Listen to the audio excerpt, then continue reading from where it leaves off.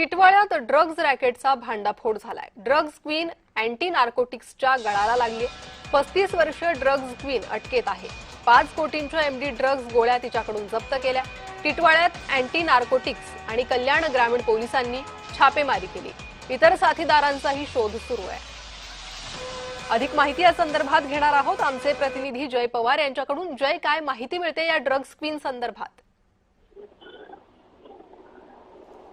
निश्चितच आपण पाहायला गेलं तर टिटवाळ्यातील ही ड्रग्ज क्वीन खरं तर अखेर आता मुंबई पोलिसांच्या जेथे ताब्यात आल्याचं पाहायला मिळतं। एकूणच अँटी नार्कोटिक्स तसेच कल्याण ग्रामीण पोलिसांनी टिटवाळ्यातील संपूर्ण संयुक्त कारवाई ही केल्याचे पाहायला मिळते आणि 35 वर्षीय अश्विनी पौल उर्फ ड्रग्ज क्वीन हिला जे आहे ते अटक करण्यात आली आहे। मुंबईतील सुद्धा एका ड्रग्ज प्रकरणी जे आहे ते 2 महिन्यापूर्वी तिच्यावरती कारवाई होती आणि ती फरार झाली होती आणि त्यानंतर आपण पाहतो की आता पद्मावती रॉयल इमारतीतील 705 या रूम मधून खरं तर तिला ज्या पोलिसांनी ताब्यात घेतलं। या ठिकाणी पोलिसांची रेड ज्या त्या ठिकाणी टाकण्यात आली आणि त्यानंतर तिच्या जवळ आपण पाहिलं तर तिच्या सोबत त्या ठिकाणी खरं तर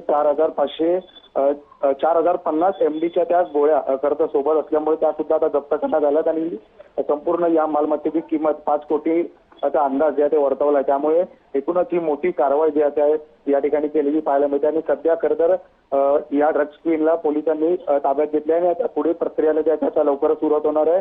ही संपूर्ण त्यांची जी आहे ती चौकशी जी त्या ठिकाणी केली जाईल। नेमकं हा ड्रग्ज त्या महिलेने कोणत्या ठिकाणीवर आणि त्यासोबतच या महिलेचा संबंध आता सध्याच घडलेल्या या गोरेगावच्या घटनेसोबत सुद्धा आहे काही सुद्धा पाहणं तितकंच महत्वाचं असणार आहे। कारण ज्या पद्धतीने गोरेगाव या नेस्कोमध्ये सुद्धा मोठ्या प्रमाणात ड्रग्सचे विक्रेता झाले होते आणि यानंतर आता हा एक मोठी जी आहे म्हणजे ड्रग्ज क्वीन जी आहे ही सुद्धा एक ड्रग्सची विक्री त्या ठिकाणी करत होती।